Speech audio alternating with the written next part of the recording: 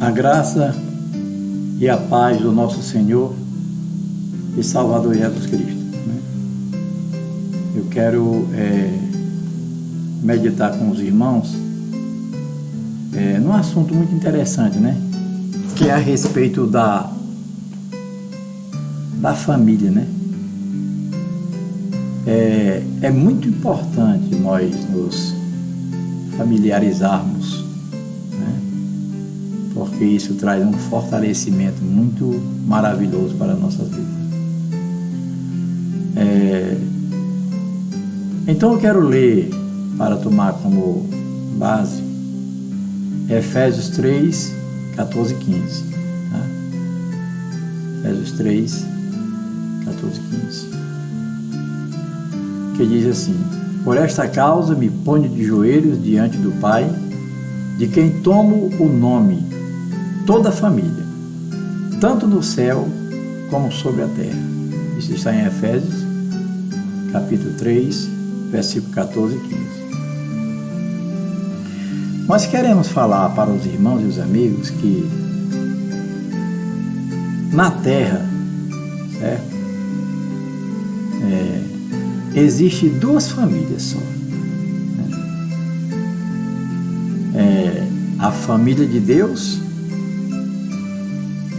e a família de Satanás. E isso nós confirmamos em João 8,44. João 8,44 confirma que nós estamos falando. 8,44. Agora, todas as pessoas, independentemente de sua origem ou formação, elas pertencem a uma dessas duas classes. Ou ela pertence à família de Deus, ou ela pertence à família de Satanás. A qual dessas famílias eu pertenço? Você pertence à família de Deus ou à família de Satanás? Porque isso existe. Foi Jesus quem falou em João 8,44. Vocês são filhos do diabo. Então a gente sabe que existem os filhos do diabo e existem os filhos de Deus. Agora a questão é: qual é a família que eu pertenço? Ora, se você quiser responder isso com classe, aí é só você usar aquele provérbio: diz quem tu anda que eu direi quem tu és. Então o homem é aquilo que no final dos seus atos de pensamento, palavras, ao desfecho vem nas obras. E é sempre através do nosso comportamento, das nossas obras, do nosso desfecho, é que a gente sabe qual a família que a gente pertence. Agora é duro, saber que uma pessoa pertence à família de Satanás, e saber que a pessoa vai morrer e vai ficar desprovido da proteção celestial. Isso é duro, mas é a realidade. Agora, qual dessas famílias você pertence? Você já parou para pensar? Pastor, como é que eu sei qual a família que eu pertenço? Se é a família de Deus ou a família do diabo? Como é que eu vou saber, pastor? É bem fácil. Dá uma olhada. O que tu está fazendo?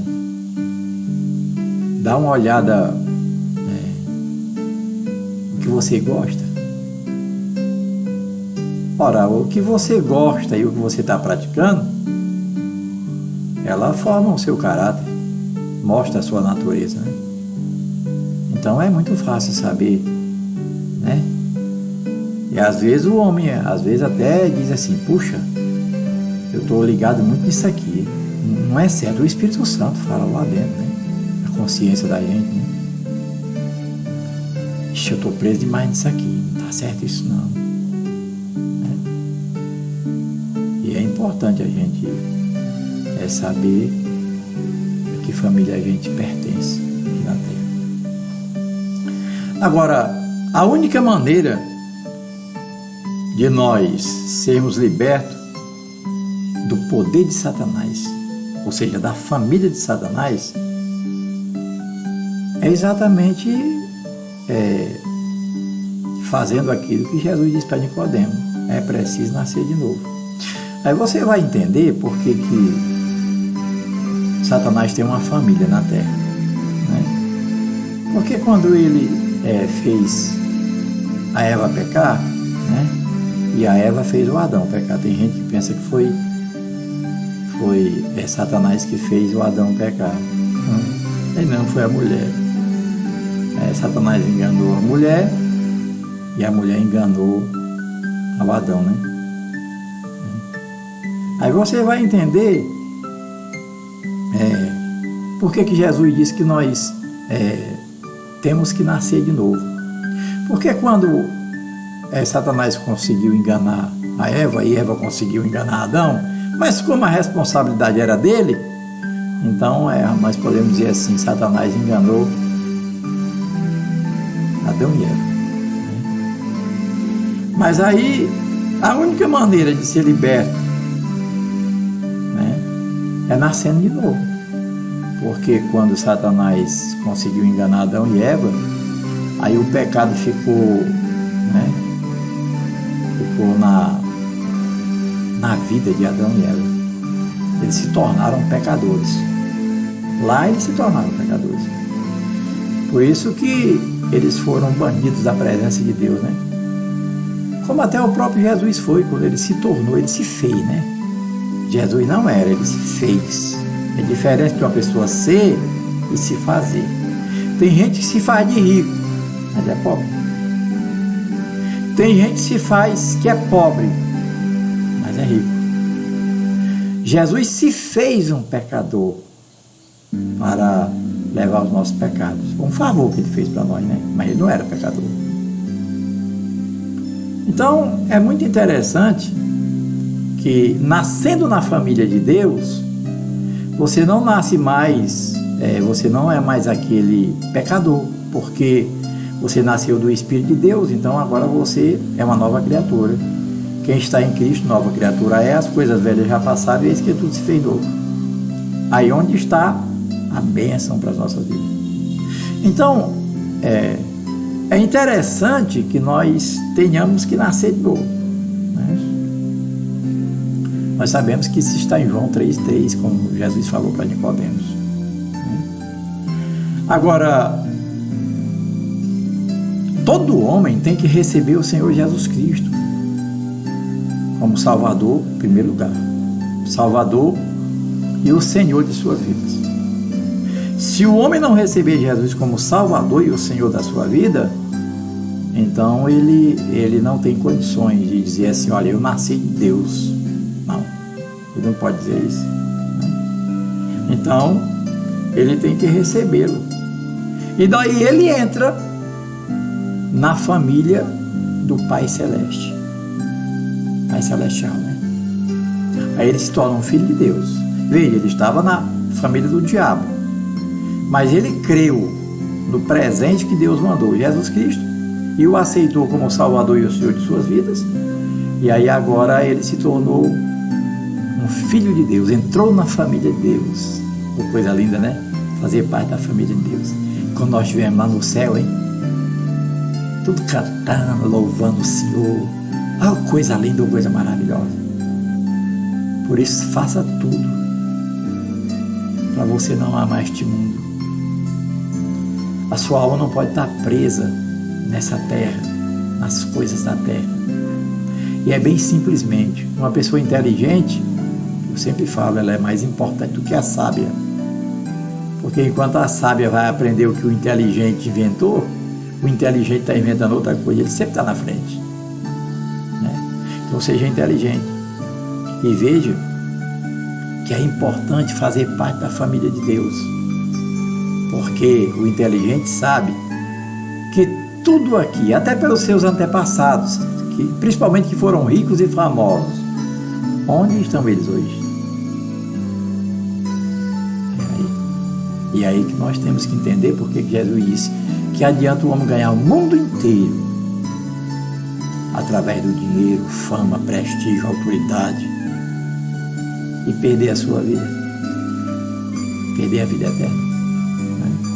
Então fazer parte da família de Deus é uma coisa muito interessante para nós, porque ao nascer de novo nós começamos a crescer espiritualmente.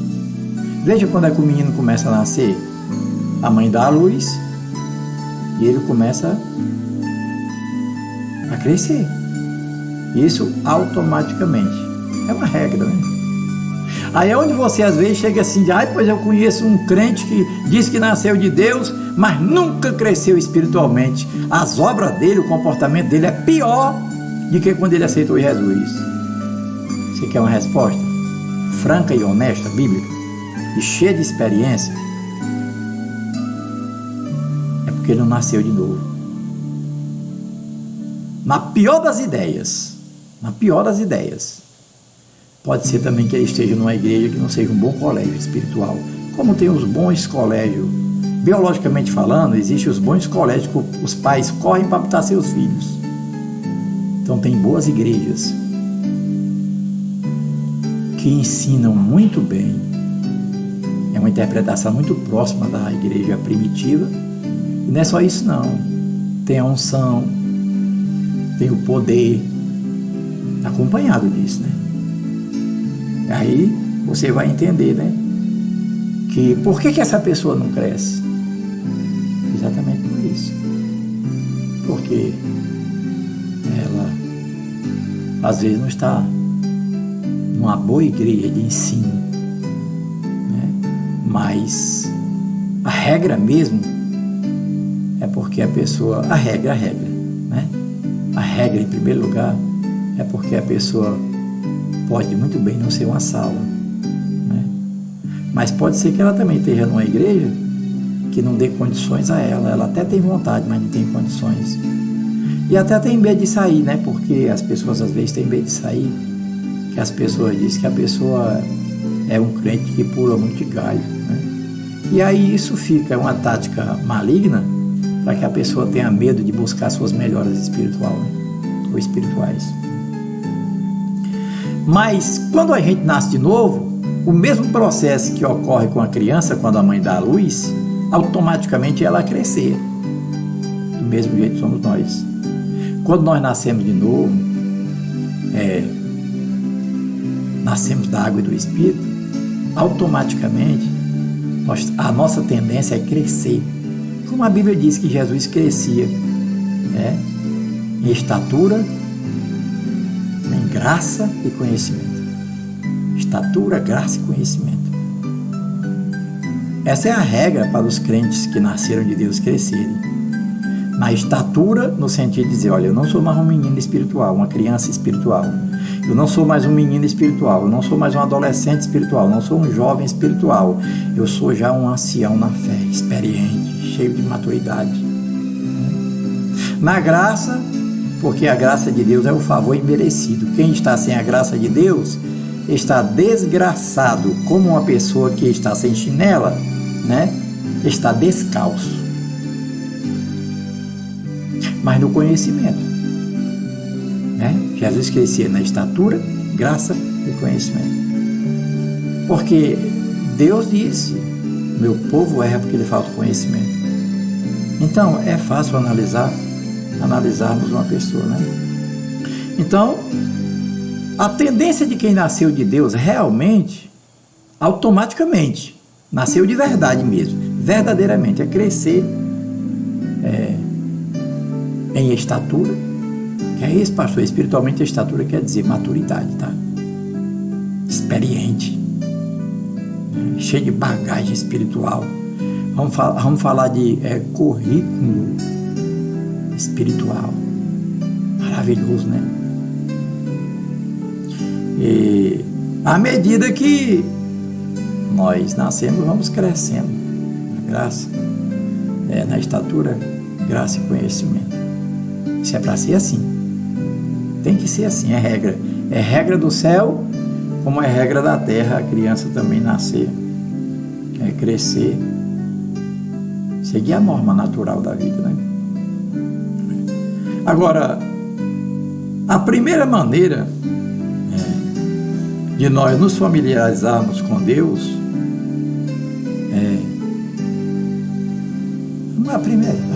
a maneira principal, né? Aliás, só tem ela, de nós nos comunicarmos com Deus é através da sua palavra. Se comunica com alguém sem você conversar com ela, sem, a não ser através da palavra, quer seja escrita, falada, se for mudo, né, na linguagem surdo e mudo, ou de mudo, mas você tem uma linguagem para se comunicar, é através da palavra, tá? No trânsito a gente se comunica através de quê? De sinais, que são palavras. Olha, eu vou entrar para a direita, olha, eu vou entrar para a esquerda, as duas luzinhas acendem lá atrás, ó, eu vou dar uma ré, né? E assim a gente vai se comunicando. E os filhos de Deus, eles se comunicam com seu Pai Celestial através da sua palavra. Não existe outra coisa de nós como nos comunicarmos com Deus através, se não for através da palavra, né? Agora, muitas pessoas querem familiarizar-se, né, com o Deus eterno, o Pai do nosso Senhor e Salvador Jesus Cristo, através só de experiências. Aí é onde está o erro, né? Está o erro. E é verdade, você pode aprender algumas coisas sobre o Senhor Jesus Cristo, o Senhor Espírito Santo, o Pai Celestial, através de diferentes experiências na vida. Mas nunca esqueça, é através, e somente através da palavra, que você pode conhecer Deus e entendê-lo. Sabe aquela coisa que alguém chegou para você, trouxe uma notícia de alguém, aí você disse assim, não, eu quero falar com ele pessoalmente, eu quero vê-lo e conversar com ele pessoalmente. Aí vai ser uma bênção, porque você vai conhecer as suas ideias, vai dialogar, e vai ser uma bênção, porque sempre é através da palavra, né? A melhor maneira que temos de comunicação. Então, que Deus abençoe. Nós continuaremos amanhã, tá certo? Esse assunto. Então, que Deus nos abençoe grandemente e que nós venhamos ser aquela pessoa maravilhosa, né? E que sejamos filhos de Deus, né? De verdade, ao nascermos de novo, para que nós tenhamos automaticamente aquela regra que o Senhor Jesus teve, né? Uma regra bonita que eu acho. Jesus crescia em estatura espiritualmente. Você aceitou Jesus, nasceu de Deus mesmo, aí é um neném na fé, daqui a 3, 2 anos se torna um menino, 7, 8 anos um adolescente, 15 anos um jovem, e depois fica maduro na fé, experiente, um currículo cheio de bagagem, de maturidade. Isso é experiência, isso é crescer em estatura espiritual. Mas também diz crescer na graça, que é o favor de Deus. Você está na graça de Deus, no favor de Deus e no conhecimento, porque Deus diz, sem o conhecimento meu povo erra porque lhe falta o conhecimento. Quer dizer, tudo depende dessas 3 coisas. Que regra maravilhosa. Que Deus te abençoe e me abençoe também, e nós possamos crescer em estatura, né? Possamos crescer na graça de Deus, que é Jesus Cristo, o favor imerecido, e no conhecimento de Deus, para que sejamos beneficiados com a sua presença, o seu cuidado. Que Deus nos abençoe poderosamente, tá? Esse assunto que nós falamos é tão bom que, se você puder ouvir 30 vezes, escute, porque é na repetição que vem a fixação. E aí você vai se tornar aquela pessoa querida de Deus, como foi Abraão, Moisés, Davi, Jesus, os apóstolos, e hoje nós que somos a noiva de Cristo. Que Deus te abençoe grandemente com esta palavra. Amém.